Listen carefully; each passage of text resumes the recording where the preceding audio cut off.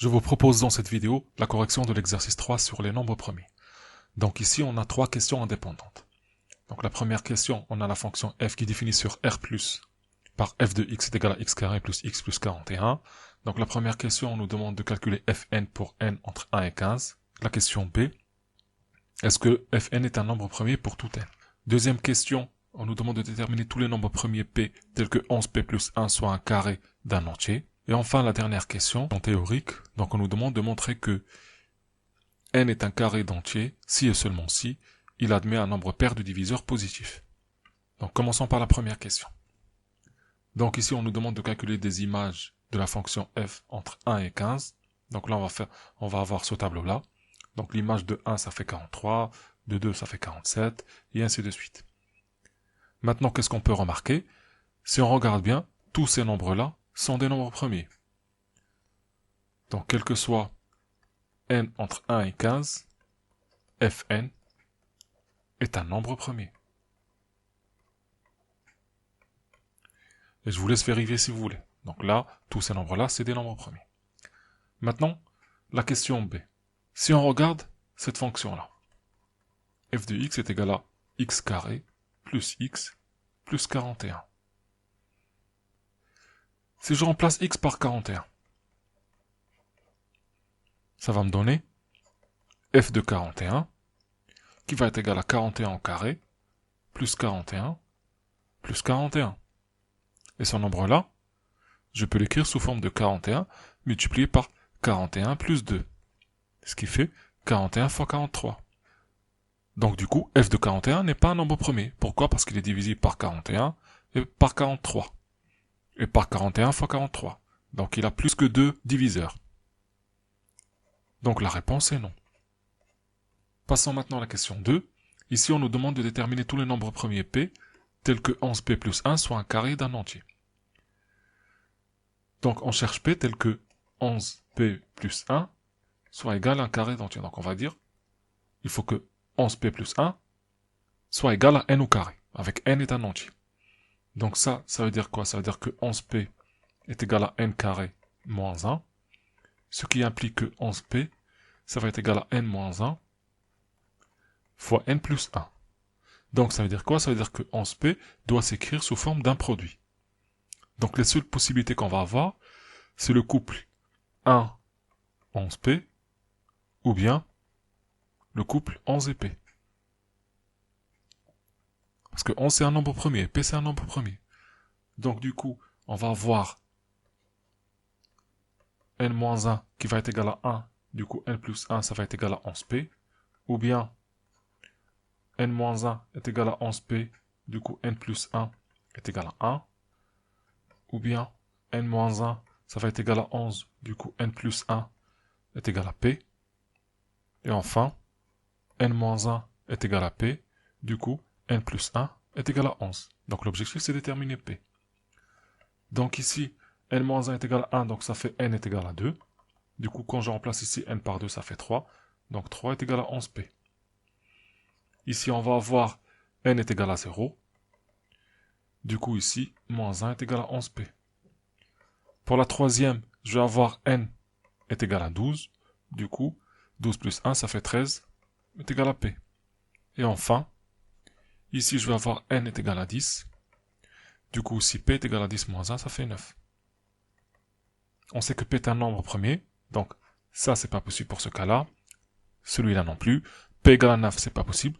Donc il reste P est égal à 13. Donc le seul nombre premier qui vérifie 11P plus 1 est égal à un carré d'un nombre entier, c'est 13. Si on vérifie, donc regardez 11 fois 13 plus 1, ça fait 144, et ça fait bien 12 au carré. Donc le carré d'un entier. Passons maintenant à la troisième question. On nous demande de montrer que si n est un carré d'entier, alors il va admettre un nombre impair de diviseurs positifs. Donc là, on a une équivalence. Deux implications. Donc d'abord, on va prendre le cas simple. Si n est égal à 1, donc là, 1 et 1 au carré, ça fait 1. Donc du coup, 1 il peut s'écrire sous forme de 1 carré d'entier, et il a un nombre impair de diviseur, parce que 1 il a un seul diviseur, c'est 1. Donc du coup maintenant, on va regarder si n est plus grand que 1. Donc si n est strictement plus grand que 1, on va le décomposer. Donc là, on sait qu'il peut s'écrire sous forme de P1 puissance alpha 1 fois P2 puissance alpha 2 fois Pk puissance alpha k. Donc maintenant, on va commencer notre démonstration. Donc première implication. Si n est un carré d'entier, d'un nombre entier. Donc, qu'est-ce que ça veut dire? Ça veut dire que P1 puissance alpha 1 fois P2 puissance alpha 2 fois Pk puissance alpha k doit s'écrire sous forme d'un nombre au carré. Donc, forcément, alpha 1, alpha 2 et alpha k, tous les alpha, toutes les puissances, sont pairs. Prenez juste un exemple. Si j'ai 2 puissance 2 fois 3 puissance 4 fois 5 puissance 6, je peux l'écrire sous forme de 2 fois 3 au carré fois 5 puissance 3, le tout puissance 2. Donc sous forme d'un carré. Mais si j'ai 2 puissance 2 fois 3 puissance 5, là c'est pas possible. Donc je peux pas l'écrire sous forme d'un carré parce que j'ai une puissance impaire. Donc si je peux l'écrire sous forme d'un carré, ça veut dire que je peux factoriser par 2. Donc du coup, si alpha 1, alpha 2 et alpha k sont pairs, donc ça veut dire que les alpha i, donc tous les alpha i peuvent s'écrire sous forme de 2 fois bêta i. Parce que c'est des nombres pairs.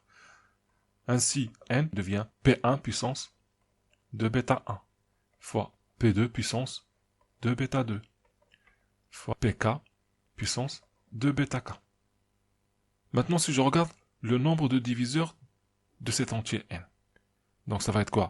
C'est 2 bêta 1 plus 1 fois 2 bêta 2 plus 1 fois 2 bêta k plus 1. Si je prends ce nombre-là, c'est un nombre impair. Celui-là aussi. Celui-là aussi. Donc j'ai le produit de nombres impairs. Et le produit de nombres impairs est un nombre impair. Donc, n admet un nombre impair de diviseurs. De diviseurs positifs. Donc là, pour la première application, on a supposé que n est un carré d'entier et on a montré qu'il admet un nombre impair de diviseurs. Maintenant, on va faire la réciproque. Donc on va supposer que n va admettre un nombre impair de diviseurs et on va montrer qu'il peut s'écrire sous forme d'un carré d'entier. Donc la réciproque. Si n admet un nombre impair de diviseurs. Alors, on va voir alpha 1 plus 1 fois alpha 2 plus 1 fois alpha k plus 1 est un nombre impair. Je rappelle qu'on a dit que n s'écrit sous forme de P1 puissance alpha 1 fois P2 alpha 2 fois Pk alpha k. Et donc, si il admet un nombre impair de diviseurs, ça veut dire que alpha 1 plus 1 fois alpha 2 plus 2 fois alpha 3 plus 3 plus 1 fois alpha k plus 1 est un nombre impair. Donc, du coup, si ce produit-là est impair, donc forcément, tous ces nombres-là sont impairs. Donc, tous les alpha i, donc tous les alpha i plus 1 sont impairs. Donc, tous les alpha i sont des nombres pairs. Parce que si alpha 1 plus 1 est impair, donc forcément alpha 1 est impair. Et pareil, alpha 2 plus 1 est impair, donc forcément alpha 2 est pair. Donc du coup, on va voir tous les alpha i sont pairs. Donc si alpha i est pair, ça veut dire qu'il s'écrit sous forme alpha i est égal à 2 bêta i. Donc maintenant, je reviens à mon nombre. Donc n peut s'écrire sous forme de P1 puissance 2 bêta 1 fois P2 puissance 2 bêta 2 fois P3 fois P4 et ainsi de suite jusqu'à Pk fois 2 puissance bêta k. Donc du coup, je peux factoriser ici les puissances par 2. Ça fait P1 bêta 1 fois P2 bêta 2 fois Pk bêta k, le tout puissance 2. Et donc ça s'écrit sous forme de a au carré.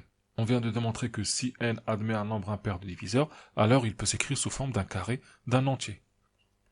Conclusion, n est un carré d'entier si et seulement si il admet un nombre impair de diviseurs positifs. Et voilà pour cet exercice.